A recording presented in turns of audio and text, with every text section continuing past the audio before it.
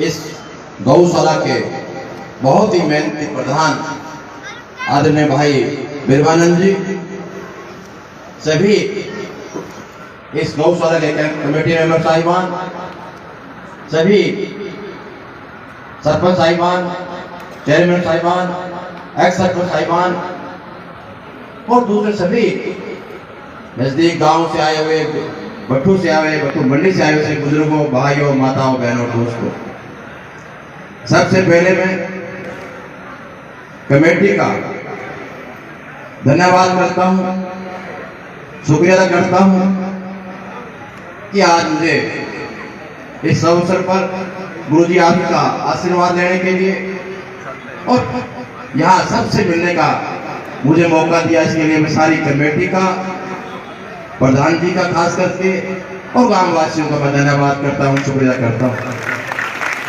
स्वामी जी का मैं थोड़ा भाषण की बात नहीं, सभी आपको सुनने के लिए आए हुए हैं और शाम को टाइम भी हो गया और तो घर भी जाना, किसी को पैसे धार भी काटनी है, कुछ काटनी है। मैं ज्यादा कुछ नहीं कहूंगा। स्वामी जी, जैसे आपने कहा, इस फतेहाबाद हल्के में लगभग हर गांव में स्वामी जी गौशाला है, हर गांव में। गुरुजी मेरे एमएलए बनने के बाद ऐसी कोई गौशाला नहीं बची होगी फतेहाबाद हल्के की तो मैंने 5 लाख से लेकर 25 लाख रुपए तक इस 4 साल के अरसे में दिए हर गौशाला में। एक भट्टू की बात नहीं करें स्वामी जी, आप जहां भी जाओगे, चाहे मैंने पैसे मुख्यमंत्री से रिक्वेस्ट करी, चाहे किसी से करी, पहले भी और भी एमएलए बन के गए हैं, एमएलए के पैसे किसी धर्मशाला में, गौशाला में आज तक रिकॉर्ड की बात है स्वामी जी, इतने पैसे नहीं आए।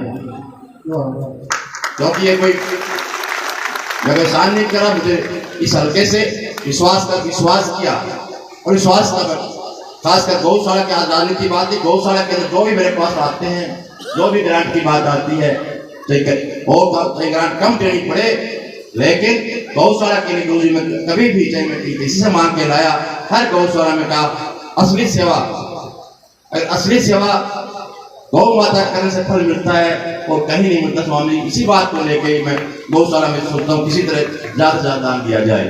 और स्वामी जी, गौशाला की बात नहीं है, इस इलाके में चाहे भट्टू में खड़े हैं स्वामी जी, आप एमएलए बनने के बाद पीने के पानी की बात कहूँ, सीवरेज की बात कहूँ, मनरेगा से खेतों के रास्ते बनाने की बात कहूँ, अब जो पानी किसानों के लिए शहर की दिक्कत थी, मैंने इन गांवों में स्वामी जी 80 करोड़ रुपए मंजूर करवाए, जो कि पाइप का काम शुरू हो चुका स्वामी जी, ताकि लोगों किसानों को दिक्कत ना हो। जो भी उसका मेरा इस इलाके में आप जब पूछोगे कितना बजट है 4 साल का, आप खुद कहेंगे कितना बजट आज से पहले कभी नहीं आया। यहाँ बहुत बड़े बड़े यहाँ से नेता बन के गए, एमएलए बन के गए। स्वामी को ज्यादा ना कहता हुआ तो यहाँ आने पर कमेटी ने, सबने तो स्वागत किया, इसके लिए सारी कमेटी का आपका मैं धन्यवाद करता हूँ। और जो भी प्रधान जी बैठे हैं, जो भी कहेंगे, जो प्रधान जी जो भी आप कोई शहर की बात कहोगे, कोई नाले की बात की, जो भी आप पे आदेश दोगे, उतने पैसे स्वामी जी आप प्रधान जी आपके पास भेज देंगे। और आपको 11 लाख रुपए कहीं ना कहीं आपका ये कहीं मनरेगा से या वो से आपका काम करवा के देंगे स्वामी। और स्वामी जी कल मैं चंडीगढ़ मीटिंग थी हमारी, 37 करोड़ रुपए इस महाग्राम में इस एक गांव के लिए सीवरेज के लिए मंजूर करा कर आया हूँ स्वामी से 37 करोड़ रुपए, जो कि 5 तारीख को इसका टेंडर खुला है। भट्टू फतेहाबाद हल्के में एक फतेहाबाद हल्के में एक गांव लिया है, वो एक भट्टू गांव लिया स्वामी जी मैंने सारे हल्के में। लोग कहते हैं रुलाम फिर से ज्यादा उधर दे दिए, कहीं वही दे दिए। बताना चाहता हूँ कुछ लोग कह देते हैं कि रुलाम उधर डूबे ले गया, कोई कुछ ले गया। ये 37 करोड़ रुपए कल मंजूर करा कर आए भट्टू में स्वामी जी। तो स्वामी जी ज्यादा कुछ आजादी बात नहीं कहूंगा, आपका सही सड़कों की बात बहुत है स्वामी जी, ज्यादा नहीं कहूंगा। एक बार फिर से सारी कमेटी का आपका मैं धन्यवाद करता हूँ, स्मरण करता हूँ। इन्हीं शब्दों के साथ आप जाता हूँ। नमस्कार। बहुत बहुत धर्म की बातें तो सारी स्वामी जी बताएंगे, मैं तो आपको भी 2-4 बातें बताऊंगा, लेकिन मेरे आने से पहले हमारे विधायक गुणाराम जी बोल रहे थे।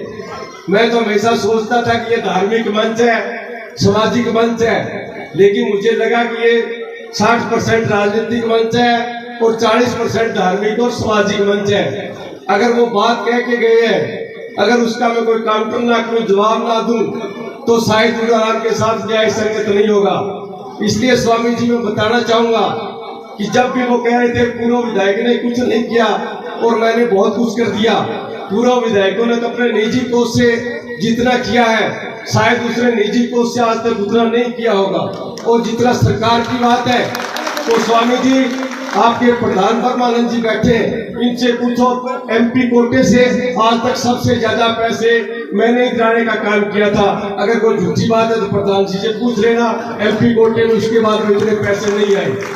वो समय समय पे जब भी मैं आता हूँ अपने निजी को से देने का काम करता हूँ, क्योंकि मैं विपक्ष का विधायक था और सत्ता पक्ष के विधायक में विपक्ष के विधायक में जमीन आसमान का अंतर होता है, दिन और रात का अंतर होता है। लेकिन विपक्ष का विधायक होने के नाते भी मैंने बहुत से ऐसे अच्छे काम किए थे जिनका यहाँ पे कोई वर्णन करना जरूरी नहीं है। और जिस तरह से हमारे विधायक जी कह रहे थे, खाड़े बढ़ा दिए, सड़क बढ़ा दिए, वो कर दिया, ये तो रूटीन के काम है। जो भी सरकार आएगी वो खाड़े भी बढ़ाएगी, सड़क बढ़ाएगी, स्कूल भी बढ़ाएगी। लेकिन विधायक जी से आप इस बात पूछना कि मेडिकल कॉलेज जो हमारे आने वाले बच्चों का भविष्य उज्जवल करता, वो फतेहाबाद से शिफ्ट होकर टोहाना क्यों गया? क्यों वो मेडिकल कॉलेज के लिए लड़ाई नहीं लड़ पाए? और विधायक जी से आप ये भी पूछना कि 1987 में जननायक चौधरी देवीलाल ने हरियाणा का सबसे बड़ा गुजरात शुगर मिल लगाया था, और जब ये 2004 से 2009 तक ये विधायक था, उस टाइम इस मिल को ओड़े पड़े दामों पे बेचने का काम किया था। अगर विधायक कहता मुख्यमंत्री को मैं तेरी कोठी के आगे मरम्मत रख दूंगा, इस मिल को चाहे चलाओ मत, लेकिन मैं बेचने नहीं दूंगा, लेकिन विधायक ने कहीं भी इसकी लड़ाई लड़ने का काम नहीं किया। अगर वो शुगर मिल आज चलता तो हम गन्ने की खेती करते, भुन्ना के अंदर विकास होता और भी दूसरे विकास होते, लेकिन इन्होंने तो सिर्फ दूसरे काम करने का प्रयास किया। इसलिए ये बातें बतानी आप सबको बहुत जरूरी है। स्वामी जी जब मैं आ रहा था तो उससे पहले आपको या तो उनको भी टोकना चाहिए था या फिर मेरी बच्चों को ये सारी बातें हम बताएंगे। चलो थोड़ी शॉर्ट कर देता हूँ, लेकिन माताओं बहनों से मैं कहना चाहूंगा कि माताओं बहनों आप सजग और सावधान हो जाओ, टाइम बड़ा खराब है। आप अपने बच्चों की पढ़ाई की तरफ ध्यान दो। अगर बच्चों को पढ़ाओगे तो ये आपका काम चल सकता है। अगर बच्चे अनपढ़ जिस घर में रह गए तो वो घर तरक्की नहीं कर सकता, क्योंकि बाबा साहब भीमराव अम्बेडकर ने कहा था कि संगठित रहो, संघर्ष करो और शिक्षित बनो। संघर्ष का उनका मतलब ये था जो भी काम आप करो, चाहे खेती करो, दुकान करो या दूसरा काम करो, पूरा मन से करना चाहिए और संघर्ष करना चाहिए। बड़े बुजुर्ग कहते हैं कि मेहनत का फल हमेशा मीठा होता है। दूसरी बात उन्होंने कही थी कि संगठित रहो, हमेशा अपने आदमी की मदद करनी चाहिए, उसकी बेर देनी चाहिए। और तीसरी बात उन्होंने कही थी कि शिक्षित बनो। शिक्षा का मतलब ये नहीं है कि आप सीधी सादी BA कर लो। शिक्षित का मतलब बाबा साहब का ये था कि आप अंग्रेजी पढ़ो। अंग्रेजी वो शेरनी का दूध है, जो बच्चा पिएगा वो बच्चा दहाड़ेगा। इसलिए बच्चों को पढ़ाना जरूर है, चाहे अपना पेट काट के बच्चों को पढ़ाओ। जिस घर के बच्चे अनपढ़ रहेंगे वो घर तरक्की नहीं कर पाएगा। लेकिन ये मौजूदा सरकार आपको मंदिर मस्जिद में उलझाएगी, उसमें आपको नहीं उलझना है। राम तो घट घट में है, कण कण में है, जन घर में है, सर्वव्यापी है, सर्वशक्तिमान है। लेकिन बच्चों को पढ़ाओगे तभी आप उन्नति कर पाओगे। जिस घर के बच्चे नहीं पढ़ पाएंगे वो घर कभी तरक्की नहीं कर पाएगा। और भी मैं बहुत सी बातें बताना चाह रहा था, लेकिन स्वामी जी शायद और लोगों कह रहे रहने दो, बाद में कर लेंगे बात। 7-8 महीने बाद में ऐसा प्लेटफॉर्म हमें बहुत मिलेगा, हम ऐसे ही भाषण देते रहेंगे। लेकिन माताओं और बहनों, मैं आपसे आशा और उम्मीद करता हूँ कि अगले दिसंबर में परिस्थितियां बहुत बदल जाएगी जब यहाँ पे भागवत कथा होगी। आप मेरे ऊपर आशीर्वाद रखना। इस भक्तू गौशाला के लिए इतना कुछ कर देंगे, शायद आने वाला कोई नेता भी ना कर पाएगा। इसलिए आप मेरे पे आशीर्वाद रखना, अपने भाई पे, अपने बेटे पे भरोसा रखना। आप भक्तू गौशाला की चिंता मत करना, फिर उसकी चिंता मेरी है। और अगले दिसंबर में जब आप भागवत कराओगे तो इसका रंग न्यारा ही होगा। और यहाँ बुला के जो मान सम्मान बढ़ाया, जो इज्जत बख्शी, उसके लिए मैं आपका तहे दिल से आभार व्यक्त करता हूँ, धन्यवाद करता हूँ। जय हिंद। बहुत बहुत धन्यवाद।